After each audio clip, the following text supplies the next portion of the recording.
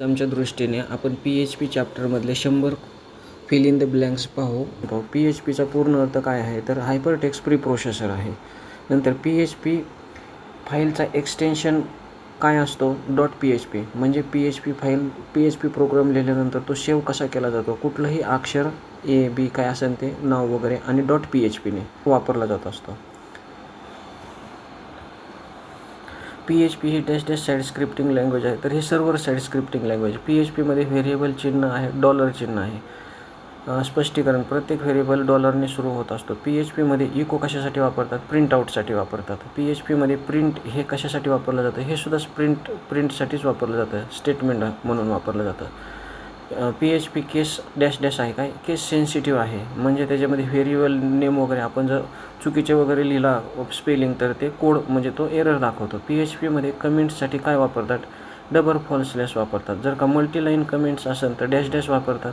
तर for स्लॅशमध्ये star द्यायचा, comments लिहायचा, पुन्हा स्टार द्यायचा आणि फॉर स्लॅश वापरायचा मल्टीलाईनसाठी. PHPमध्ये स्ट्रिंग लिहिण्यासाठी डॅश वापरतात, कोट्स वापरतात. PHPमध्ये कॉन्स्टंट डिफाईन करण्यासाठी काय वापरलं जातं, फंक्शन वापरलं जातं, डिफाईन फंक्शन. PHPमध्ये सेमीकॉलम वापरतात, कशासाठी वापरला जातो, ज्यावेळेस PHPचं वाक्य संपतं कोडचं तिथं सेमीकॉलम वापरला जातो एंड करण्यासाठी, स्टेटमेंट एंडसाठी. PHPमध्ये कॉन्केटिनेट ऑपरेटर डॅश आहे तर डॉट आहे, म्हणजे 2 स्ट्रिंग जोडण्यासाठी. PHPमध्ये इंटिजर हा डॅश प्रकार आहे, डाटा टाईप आहे. PHPमध्ये फ्लोट म्हणजे काय आहे, डॅश तर डेसिमल नंबर आहे. PHPमध्ये बुलियन व्हॅल्यूज डॅश आणि डॅश आहेत, काय ट्रू आणि फॉल्स आहेत. PHPमध्ये ॲरे तयार करण्यासाठी ॲरे फंक्शन्स डॅश वापरतात, ॲरे फंक्शन वापरलं जातं. नॉर्मली ॲरे हा स्क्वेअर ब्रॅकेटमध्ये असतो, परंतु इथं फंक्शनच्या स्वरूपात घेतला असतो. PHP स्क्रिप्ट सर्व्हरवर डॅश होते, काय एक्झिक्यूट होते. त्याच्यानंतर एक्झिक्यूट होते म्हणजे रन होते. PHP ओपन सोर्स आहे म्हणजे ते डॅश आहे, काय म्हणजे ते फ्री आहे. त्याच्यानंतर इफ स्टेटमेंटसाठी इफ स्टेटमेंट डॅशसाठी वापरतात, कंडिशनसाठी वापरतात सगळं. मग जावास्क्रिप्ट असो नाही तर HTML असो, इफ ही कंडिशनसाठीच वापरली जाते, तर इल्स हे अल्टरनेटिव्हसाठी वापरली जाते. आणि इफ ही मल्टिपल अटी तपासण्यासाठी वापरलं जातं. कळलं, इफ कशासाठी, इल्स कशासाठी आणि इफ इल्स कशासाठी. सगळ्या HTML असो नाही तर जावास्क्रिप्ट असो नाही तर PHP असो सगळ्यांसाठी, किंवा CSS असो सगळ्यांसाठी इफ इल्स ह्याच्यासाठीच वापरली जाते. कुठल्याही ठिकाणी हा क्वेश्चन आला तर या 3 गोष्टी लक्षात ठेवा.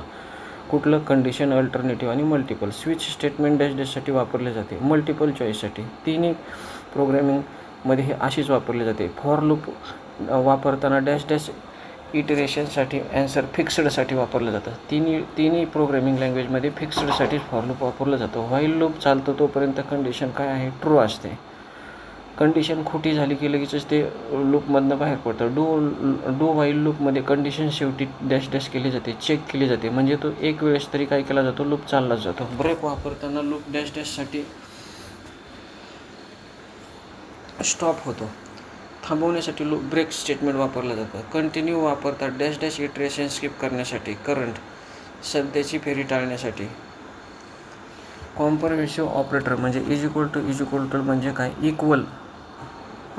असाइनमेंट ऑपरेटर डॅश आहे, इज इक्वल टू वापरलं जातं. नॉट इक्वल टू ऑपरेटर म्हणजे काय, उद्गारवाचक चिन्ह आणि इज इक्वल टू वापरलं जातं. ग्रेटर दॅन ऑपरेटर म्हणजे काय, कोपरखळी. आपण ज्याच्या जो मोठा आहे त्याच्याकडे मोठी साईड असते आणि जो छोटा आहे त्याच्याकडे आहे. ग्रेटर दॅन ऑपरेटर म्हणजे दाखवलं आहे बघा तसं.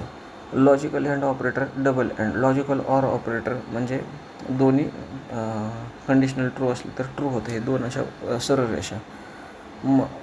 इन्क्रीमेंट ऑपरेटर प्लस आहे, डिक्रीमेंट ऑपरेटर मायनस आहे. नंतर मॉड्युलस ऑपरेटर हे पर्सेंटेज असतं. Strict equal operator equal to 3 वेळेस. टर्नरी ऑपरेटर हे क्वेश्चन मार्क्स असतं. फंक्शन डिफाईन करण्यासाठी कुठला कीवर्ड वापरला जातो, फंक्शनच शब्द वापरला जातो.